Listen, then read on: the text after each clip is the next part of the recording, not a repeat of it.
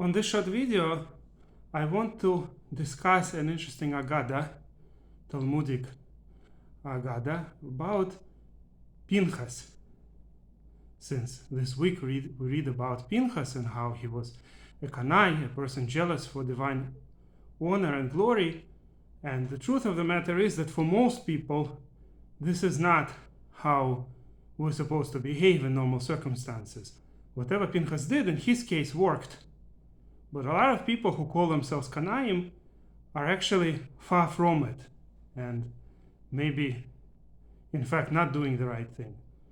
And the Agada says that Yannai, King Yannai, before dying, told his wife, I'm going to discuss in a moment that King Yannai wasn't a righteous person, but his wife was quite righteous.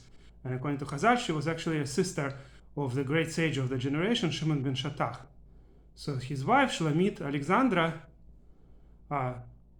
later made a kind of pact, a covenant with the sages, and in her time, maybe it was the best time for generations to come. There was no better time for the Jewish people since her time to basically the destruction of the temple. She gave the possibility of the power to rule over Judea to the sages, the Prushim, and there was a time of peace and prosperity. At any rate, it says that before dying, Yannai commanded her, or gave her an advice, saying, don't be afraid of Prushim or of those who are not Prushim, but be afraid of those who behave like Zimri and want a reward of Pinchas.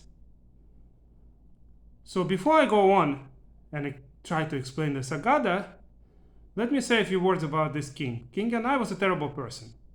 He was a descendant of great Hashmonaim. He was a grandson of Matityahu. Great-grandson, sorry. He was grandson of Shimon, one of the 5 sons of Matityahu. The last one to rule over Judea was Shimon. And then after him ruled somebody named Yohanan Gurkinas, Yohanan Kohen Gadol. And one of his sons was Yannai, Alexander Yannai. So he was a terrible person. He persecuted sages and he did terrible other things in his life. But before dying, the Talmud testifies that he basically gave an advice to Shlamit Alexandra, and that's what Josephus brings also, to make peace with the sages. And he realized that it's only the sages. He didn't really leave a old enough son to rule over Judea. His 2 sons at the time were very young. And the best he could do is to give advice to his wife to make peace with Prushim. And at the same time told her, according to this Gemara, he told her to be extra careful, to be afraid of those who behave like Zimri but want the reward of Pinchas. So who exactly is he talking about? First of all, people assume that Zimri here is the Zimri in our story. That's the Zimri that worshipped Baal Peor and had relations with a Midianite woman and was killed by Pinchas, the jealous Pinchas. However, Rav Ruben Magulia suggests something else. There was another Zimri in our history. The truth is, if you're going to say that a person behaves like Zimri and wants the reward of Pinchas, it's very hard to understand.